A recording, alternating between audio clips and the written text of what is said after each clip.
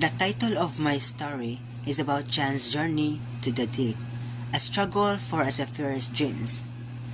I created this story because even though I made up the plot and it is fictional, it is based on the real-life situations that many future seafarers like me may experience.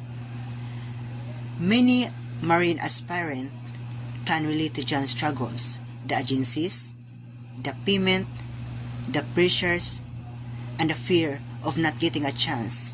What inspired me is the idea, even if the system is hard to get into, but a person who stays patient, honest, and determined can still reach their dream.